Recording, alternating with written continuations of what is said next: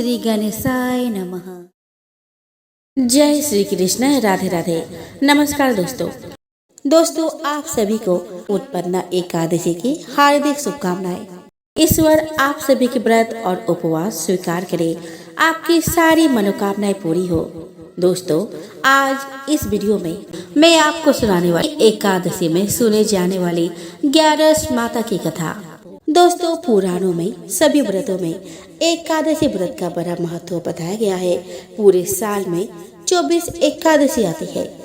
उन सभी एकादशियों में देवउठनी एकादशी की एक अलग महत्व है। दोस्तों ऐसी मान्यता है कि सतयुग में उत्पन्ना एकादशी तिथि को भगवान विष्णु के शरीर से एक देवी का जन्म हुआ था।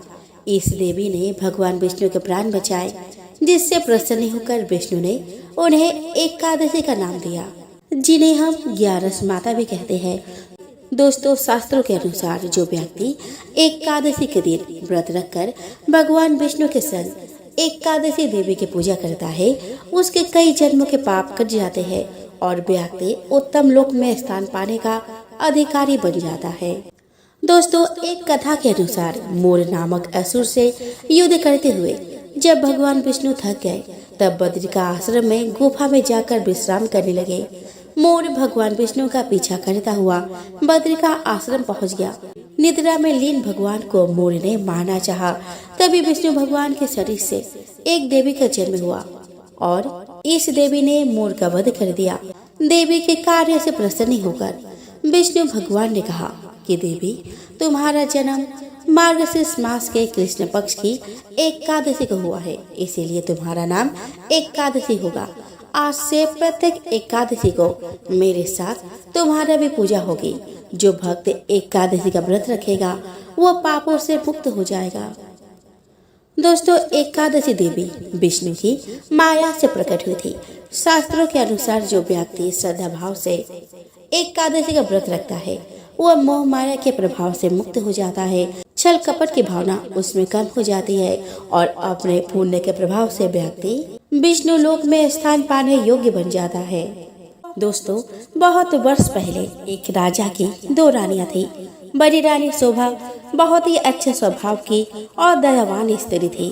वो 11 माता की बहुत बड़ी भक्त थी। उसकी एक बेटी थी जिसका नाम देवी था। दोनों माँ बेटी प्रत्येक एकादशी को व्रत रखती और एक ही समय से फलहार करती थी। दोस्तों राजा की छोटी रानी जिसका नाम रूपा था, वो बहुत ही कठोर और दुष्ट स्वभाव की थी। उसकी एक बेटी थी जिसका नाम था तारा। पूजा पाठ से इन दोनों का कोई नाता नहीं था। रानी रूपा बड़ी चालाक और महत्वाकांक्षी स्त्री थी। वो चाहती थी कि राज्य की सत्ता उसके हाथ में रहे। राजा भी उससे दबा हुआ था। रानी रूपा बड़ी रानी और उसकी बेटी से नफरत करती थी।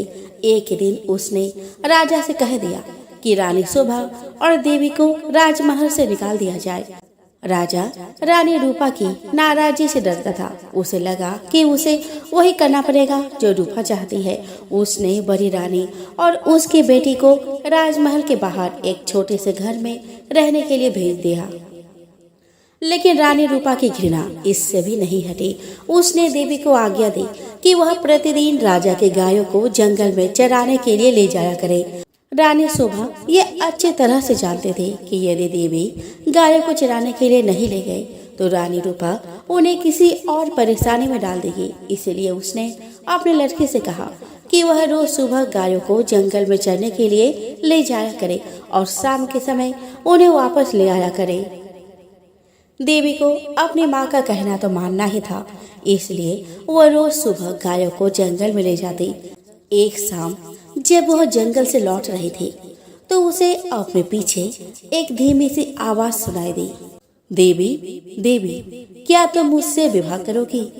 देवी डर गई। जितनी जल्दी हो सका उसने गायों को घर की ओर हाँका। दूसरे दिन भी जब वह घर लौट रही थी तो उसने वही आवाज पुनः सुनी। वही प्रश्न उससे फिर पूछा गया। रात को देवी ने अपने माँ को उस आवाज के बारे में कहा। माँ सारी रात इस बात पर विचार करते रहे। सुबह तक उसने निश्चय कर लिया कि क्या किया जाना चाहिए। वह अपने लड़के से बोली कि सुनो बेटी, मैं बता रही हूँ कि यदि आज शाम के समय भी तुम्हें वही आवाज सुनाई दे तो तुम्हें क्या करना होगा? देवी ने उत्तर दिया कि बताइए माँ, मैं क्या करूंगी? रानी शोभा ने कहा कि तुम उस आवाज को उत्तर देना। तुम कहना कि कल सुबह तुम मेरे घर आ जाओ, फिर मैं तुमसे विवाह कर लूंगी। देवी बोली, लेकिन माँ, हम उसे जानते तक नहीं। माँ ने दुखी होकर कहा कि मेरी प्यारी देवी, जिस स्थिति में हम जीवित हैं, उससे ज्यादा बुरा और क्या हो सकता है। हमें इस प्रस्ताव को स्वीकार कर लेना चाहिए। ग्यारस माता हमारी सहायता करेंगे। उस संध्या को जब देवी गायों को लेकर लौट रही थी, उसे वही आवाज फिर से सुनाई दी। आवाज कोमल और दुख भरी थी। देवी, देवी, क्या तुम मुझसे विवाह करोगी? क्या तुम मुझसे विवाह करोगी? देवी रुक गई। उसने पीछे मुड़ कर देखा, लेकिन उसे कोई नहीं दिखाई दिया। वो हिचकिचाई। वह वहाँ से भाग जाना चाहती थी, लेकिन फिर उसे माँ के शब्द याद आ गए। वो जल्दी से बोली कि हाँ, यदि तुम कल सुबह मेरे घर आ जाओ तो मैं तुमसे विवाह कर लूंगी। तब वह लड़की बड़ी तेजी से गायों को हाँकती हुई घर चली गई। अगले दिन सुबह रानी शोभा जरा जल्दी उठ गई। उसने जाकर बाहर का दरवाजा खोला, यह देखने के लिए कि कोई प्रतीक्षा तो नहीं कर रहा। वहाँ कोई भी ना था। अचानक उसे एक धक्का सा लगा। वह स्तब्ध रह गई। एक बड़ा अजगर कुंडली मारे सीढ़ियों में बैठा था। रानी शोभा सहायता के लिए चिल्लाई। देवी और नौकर भागे भागे आए कि क्या बात है। तभी एक आश्चर्यजनक बात हुई। अजगर बड़ा ही विनम्र स्वर से कहा, नमस्कार, मुझे निमंत्रित किया गया था, इसलिए मैं आया हूँ। आपके लड़के ने मुझसे वायदा किया था कि यदि मैं सुबह घर आ सकूं तो वह मुझसे विवाह कर लेगी। मैं इसलिए यहाँ आया हूँ। रानी शोभा की समझ में नहीं आ रहा था कि वह करे तो क्या करे। उसे तो यही आशा थी कि किसी दिन कोई सुंदर नौजवान उसके लड़के से विवाह करने आएगा। उसने यह कभी नहीं सोचा था कि वह अजगर होगा।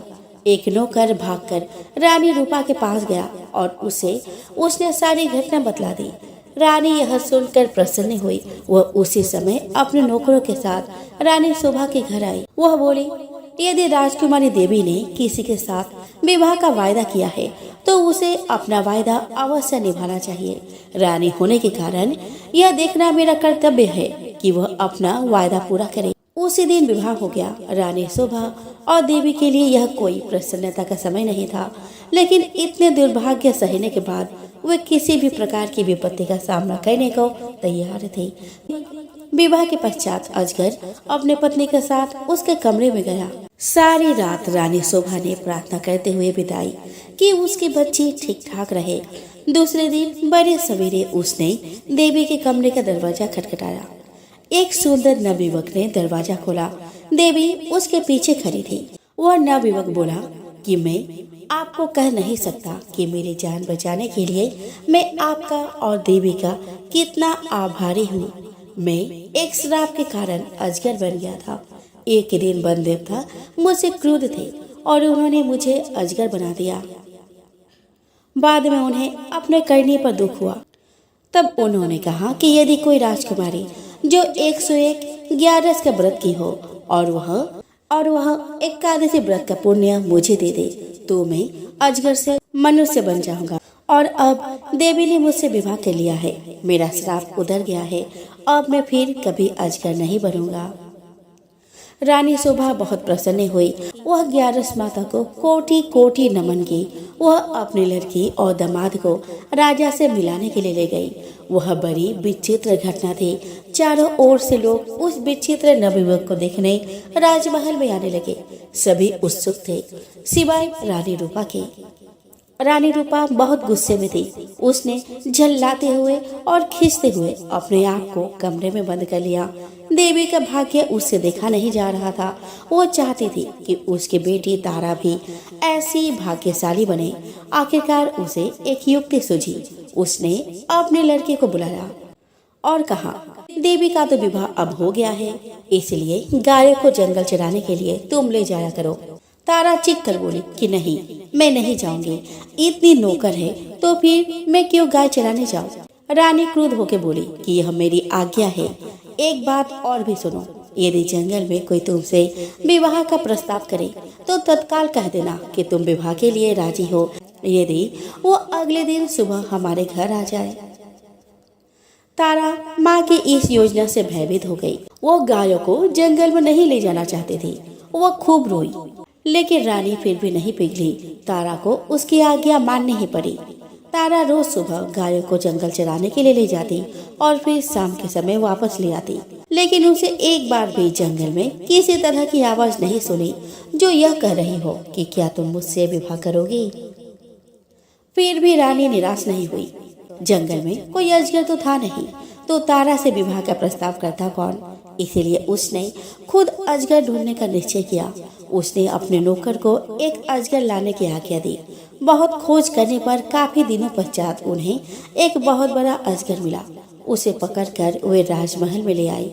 आखिरकार रानी का अभिप्राय पूरा हो गया और उसने तारा का विवाह उस अजगर से कर दिया। अब रानी को संतोष हुआ। विवाह की रात तारा तथा अजगर को एक कमरे में बंद कर दिया गया। रानी अधीरता से सुबह की प्रतीक्षा कर रही थी। रानी रूपा ने सवेरे सवेरे ही लड़के के कमरे का दरवाजा खटखटाया, लेकिन कोई उत्तर ना मिला। उसने जरा और जोर से दरवाजा खटखटाया, लेकिन दरवाजा तब भी न खुला। रानी से और प्रतीक्षा ना की गई और उसने धक्का देकर दरवाजा खोल दिया। मोटा अजगर जमीन पर पड़ा हुआ था, लेकिन तारा का कहीं पता नहीं था। रानी चीख पड़ी। महल में सभी ने उसका चीखना सुना। राजा और नौकर भागे भागे आए कि क्या बात है, राजकुमारी कहाँ है। एक रसोइया ने कहा, वह तो अजगर के पेट में होंगे, देखो वो कितना मोटा हो गया है। रानी अब बड़ी जोर जोर से रोने लगी। राजा भी रोने लगे।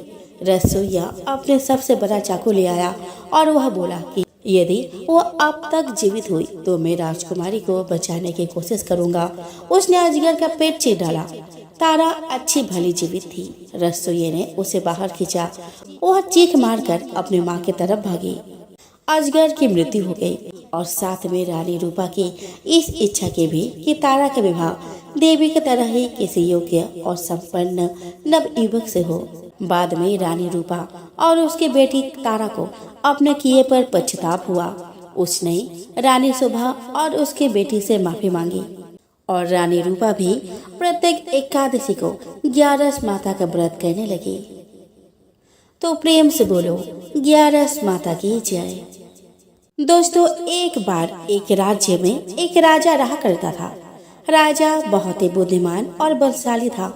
राजा सदैव अपने प्रजा का बहुत अच्छे से ध्यान रखता था। प्रजा भी अपने राजा को बहुत पसंद करती थी। राजा की 2 बेटियां थी। राजा अपनी दोनों बेटियों से बहुत प्रेम करता था। राजा की छोटी बेटी देखने में बहुत सुंदर और आकर्षक थी और राजा की बड़ी बेटी छोटी बेटी के मुकाबले थोड़ा कम सुंदर थी। राजा की छोटी बेटी 11 माता की पूजा किया करती थी और सभी लोग राजा की छोटी बेटी से बहुत प्रेम करते थे और बहुत प्रशंसा किया करते थे। राजा भी अपने छोटी बेटी को बड़ी बेटी से अधिक प्रेम करता था, जिस कारण राजा की बड़ी बेटी को अपनी छोटी बहन से बहुत नफरत होने लगी। राजा की दोनों बेटियां जब बड़ी हो गई, तब एक बार उसके राज्य में रहने वाला राजकुमार राजा की बड़ी बेटी के लिए रिश्ता लेकर आया। लेकिन जैसे ही उस राजकुमार की नजर राजा की छोटी बेटी पर पड़ी, तो वह राजकुमार राजा की छोटी बेटी पर आकर्षक हो गया और उससे पहली नजर में प्रेम कर बैठा।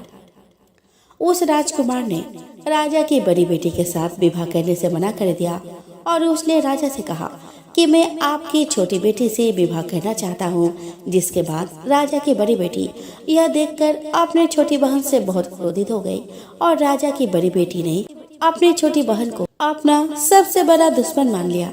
राजा की बड़ी बेटी ने अपनी छोटी बहन से बदला लेने का निर्णय लिया, जिसके लिए उसने अपनी छोटी बहन को जान से मारने का प्लान बनाया।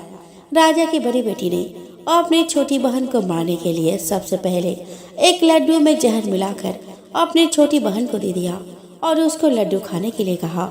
लेकिन लड्डू खाने के बाद भी छोटी बहन को कुछ नहीं हुआ। बड़ी बहन यह देखकर बहुत आश्चर्यचकित हो गई, लेकिन बड़ी बहन ने हार नहीं मानी और उसने जब रात में छोटी बहन अपने कमरे में सो रही थी, तब एक मटके में सांप रखकर उस कमरे में छोड़ दिया। लेकिन सांप भी छोटी बहन का कुछ नहीं बिगाड़ पाया। जिसके बाद बड़ी बहन ने अपनी छोटी बहन से कहा कि चलो हम लोग कुएं से पानी भर कर लाते हैं, जिसके लिए वो अपनी छोटी बहन को पानी भरने के बहाने कुएं के पास ले गई और उसने अपनी छोटी बहन को कुएं में धक्का दे दिया। लेकिन छोटी बहन को तब भी कुछ नहीं हुआ, क्योंकि हर बार ग्यारस माता उसकी रक्षा कर रही थी और उधर बड़ी बहन अपने सारे प्रयासों के बाद असफल हो रही थी, जिससे वो बहुत क्रोधित होती जा रही थी। फिर उसने अपनी छोटी बहन के पास जाकर उससे खुद ही पूछा कि मेरी छोटी बहन, तुमको पता है भगवान ने सबकी मृत्यु एक निश्चित समय पर लिखी हुई है और कैसे तुम्हारी मृत्यु होगी, क्या यह तुम जानती हो? तब छोटी बहन ने अपनी बड़ी बहन को बताया कि हाँ, मैं तो जानती हूँ कि मेरी मृत्यु कैसे होगी। छोटी बहन से यह सुनकर बड़ी बहन मन ही मन बहुत प्रसन्न होने लगी और उसने अपनी छोटी बहन से कहा, तुम मुझे अपनी मृत्यु का राज बताओ। छोटी बहन ने अपनी बड़ी बहन से कहा कि मेरी मृत्यु तो एक तोते में है, जो तोते के गले में एक हार है, उससे मेरी मृत्यु होगी। जब तक कोई भी व्यक्ति तोते को मारकर वह हार अपने गले में पहनेगा तो मैं मूर्छित हो जाऊंगी, और जैसे ही उस हार को अपने गले से उतारेगा तो मैं वापस से जीवित हो जाऊंगी। अपनी छोटी बहन की मृत्यु का राज जानकर बड़ी बहन बहुत ही खुश हो गई और उसने अपनी छोटी बहन को मारने के लिए उसके पालतू तोते को ढूंढना शुरू कर दिया। छोटी बहन को इस बात का आभास हो गया था कि कोई उसकी जान लेना चाहता है, जिसके लिए वह अपने पिताजी के पास गई और उसने अपने पिताजी से कहा कि पिताजी, मेरी मृत्यु के बाद आप मुझे जलाइएगा मत, बल्कि आप मुझे अपनी पुरानी वाली हवेली में एक पलंग में लिटाकर छोड़ दीजिएगा। अपनी छोटी लड़की की यह बात सुनकर राजा बहुत आश्चर्यचकित हो गए। राजा ने अपनी छोटी बेटी से पूछा, तुम यह क्या कह रही हो? तब राजा की छोटी बेटी ने बताया कि पिताजी, समय किसी के लिए नहीं रुका है, कब क्या हो जाए किसी को कुछ पता नहीं। और फिर राजा ने अपनी छोटी बेटी से कहा कि तुम ऐसी बात क्यों कर रही हो? 2-3 दिन में तो तुम्हारा विवाह है। लेकिन छोटी बेटी ने अपने पिता को ऐसा करने पर मजबूर कर दिया और उनसे वचन ले लिया। राजा ने भी अपनी छोटी बेटी की बात स्वीकार कर ली और 2-3 दिनों के बाद जब शादी का समय आया तब राजकुमार बारात लेकर राजा के घर आया और राजकुमार और राजा की छोटी बेटी का विवाह शुरू हो गया। जैसे ही राजा की छोटी बेटी राजकुमार के साथ फेरे लेना शुरू करती है, उसकी बड़ी बहन अपने छोटी बहन के कमरे में जाकर उसके तोते को पकड़ लेती है और उसको जान से मार देती है। तोते के गले में जो हार था उसको अपने गले में धारण कर लेती है। जैसे ही बड़ी बहन उस हार को अपने गले में धारण करती है, उधर छोटी बहन सारे 3 ही फेरे ले पाती है और वहीं पर बेहोश होकर गिर जाती है। बड़े बड़े हकीमों को बुलाया और अपनी छोटी बेटी का इलाज करने को कहा। राजा की बात सुनकर वैद्य ने छोटी बेटी को जब चेक किया तो राजा को बताया कि आपकी बेटी ना तो जीवित है और ना ही मरी हुई है। यह मैं ऐसा पहली बार देख रहा हूँ। राजा ने वैद्य और हकीम को यह बात बाहर बताने से मना कर दिया और उनको कहा कि अगर तुमने यह बात किसी को बाहर बताई तो हम तुम्हें फांसी दे देंगे। राजा ने अपनी छोटी बेटी को पुराने महल में जाकर एक पलंग में लटा दिया और वहां पर कुछ सैनिकों को तैनात कर दिया और वापस अपने महल आ गया। राजा की बड़ी बेटी अपने पिताजी के पास आई और कहने लगी कि पिताजी, अगर यह शादी संपन्न नहीं हुई तो आपकी इज्जत का क्या होगा? आप कहे तो मैं आपकी इज्जत बचाने के लिए राजकुमार से शादी करने को तैयार हूँ। जिसके बाद राजा ने अपनी बड़ी बेटी की बात मान ली और राजा ने बड़ी बेटी को छोटी बेटी के कपड़े पहनाकर मंडप में भेज दिया। लेकिन राजकुमार यह जान गया कि वह राजा की छोटी बेटी नहीं है, बल्कि यह राजा की बड़ी बेटी है। लेकिन जब राजकुमार ने शादी से मना किया तो सभी लोगों ने राजकुमार को विवश कर दिया और राजा की बड़ी बेटी से बचे हुए फेरों को संपन्न करा दिया और विवाह करा दिया। जिसके बाद राजकुमार राजा की बड़ी बेटी को अपने महल ले गया। राजकुमार राजा की बड़ी बेटी से ना तो बात करता था और ना उसको पसंद करता था और न ही उसके आसपास भटकता था। और राजकुमार ने यह फैसला लिया था कि वह अपने प्रेमिका को ढूंढ कर रहेगा और यह जान कर रहेगा कि उसके साथ क्या हुआ है। एक दिन राजकुमार अपने घोड़े पर सवार होकर राजा के पुराने महल के पास पहुंचा। वहां पर उसने कुछ सैनिकों को देखा। महल के पास पहुंचकर राजकुमार ने जब महल को ध्यान से देखा तो वह समझ गया कि यह तो हमारे ससुर जी का महल है। तब राजकुमार ने सैनिकों से पूछा कि तुम लोग यहाँ क्या कर रहे हो और इस महल के अंदर उस पलंग में कौन लेटा है। जिसके बाद सैनिकों ने बताया यहाँ पर राजा की छोटी बेटी लेटी है। यह सुनकर राजकुमार बहुत प्रसन्न हो गया और वह तुरंत अपने प्रेमिका के पास पहुंच गया और उसकी सेवा करने लगा। जैसे ही रात हुई तो राजा की छोटी बेटी उठकर खड़ी हो गई।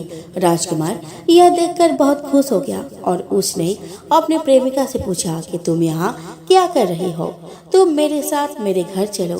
राजा की छोटी बेटी ने राजकुमार को सारी बातें बता दी कि मेरी जान एक तोते में बसी थी और मैंने यह बात सिर्फ अपनी बड़ी बहन को बताया था और मुझे पता है कि उसने ही मुझे मारने का प्रयास किया है। उसके पास एक हार है जिसको वह सुबह पहन लेती है और रात को उतार देती है। जब तक वो हार को पहने रहती है तब तक मैं मूर्छित रहती हूँ और जैसे ही वो हार को उतार देती है तो मैं जीवित हो जाती हूँ और जब तक मेरी बड़ी बहन के पास वो हार है तब तक मैं ऐसे ही जीवित और मूर्छित होती रहूंगी। अगर मेरी बड़ी बहन के पास जो हार है वो मेरे हाथ में लग जाए तो मैं हमेशा के लिए जीवित हो जाऊंगी। राजकुमार यह बात सुनकर राजा की छोटी बेटी के पास रहने का निर्णय ले लिया और उसने अपने बचे हुए सारे फेरे उस पलंग में लेटी राजकुमारी की छोटी बेटी के साथ ले लिए और अपना विवाह पूर्ण कर लिया और वह वहीं पर रहने लगा। देखते ही देखते कुछ समय में राजा की छोटी बेटी और राजकुमार की पत्नी पेट से हो गई। एक दिन राजकुमार को किसी काम से बाहर जाना पड़ा। तब छोटी बहन के पेट में बहुत तेजी से दर्द होने लगा, जिसके बाद उसने ग्यारस माता का आह्वान किया। जिसके बाद वहां पर ग्यारस माता प्रकट हुई और उन्होंने अपने भक्तों के दर्द को दूर किया और एक पुत्र की प्राप्ति करवाई। और वहीं पर अचानक से राजकुमार भी आ गए। राजकुमार ने जब ग्यारस माता को देखा तो वह आश्चर्यचकित हो गए और उसने तुरंत माता को प्रणाम किया। और ग्यारस माता ने राजकुमार से कहा, जब तुम्हारा बच्चा 5 वर्ष का हो जाए तुम अपने पत्नी का हार लाकर इसके गले में डाल देना। और देखते ही देखते राजकुमार और राजा की छोटी बेटी का पुत्र 5 वर्ष का हो जाता है। राजकुमार अपने बेटे से कहता है कि बेटा, मैं कुछ काम से बाहर जा रहा हूँ, तुम अपनी माता का ध्यान रखना। यह कहकर वह वहाँ से चला जाता है। राजा को बाहर निकलता देख बड़ी बहन के सैनिक देख लेते हैं और बड़ी बहन को जाकर सारी बातें बता देते हैं। जिसके बाद बड़ी बहन अपनी छोटी बहन के पुत्र को वहाँ से उठवा लेती है और उसको मरवा देती है। छोटी बेटी के पुत्र के 2 टुकड़े करवा देती है। पहला टुकड़ा चक्की के पास छुपा देती है और दूसरा टुकड़ा अपने पलंग के नीचे रख लेती है। अब ग्यारस माता भिखारी का रूप लेकर आती है।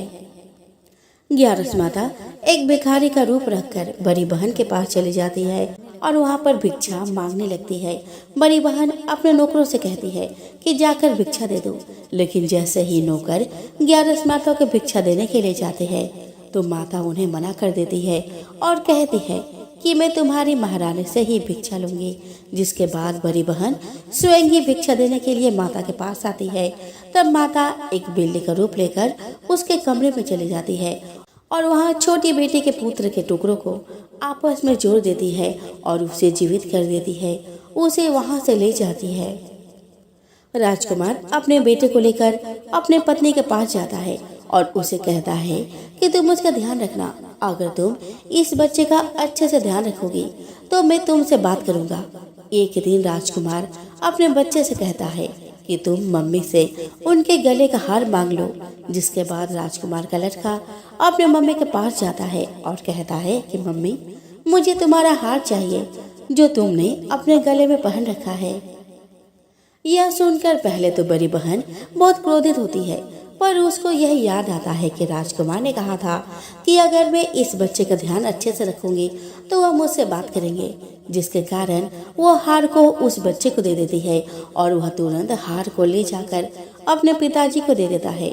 और तभी राजकुमार अपने बेटे को लेकर वहां से जाने लगता है और अपनी पत्नी से कहता है कि तुम हमारे लिए खाना बना कर रखना, मैं शाम को आकर तुम्हारे साथ खाऊंगा। और वह अपने बेटे को लेकर वहां से चला जाता है, जिसके बाद वह राजा के पास जाता है और उनको सारी बातें बता देता है। राजा अपने बड़ी बेटे की यह करतूत सुनकर बहुत क्रोधित होते हैं और अपनी परवरिश पर दोष देने लगते हैं और राजकुमार को अपनी छोटी बेटी के साथ रहने का आदेश देते हैं। तो ये रही ग्यारस माता की कहानी। तो दोस्तों प्रेम से बोलो ग्यारस माता की जय। दोस्तों एक बूढ़ी माँ ने एक बार निर्जला एकादशी का व्रत रखा। बड़े ही भाव भक्ति से पूजा अर्चना की।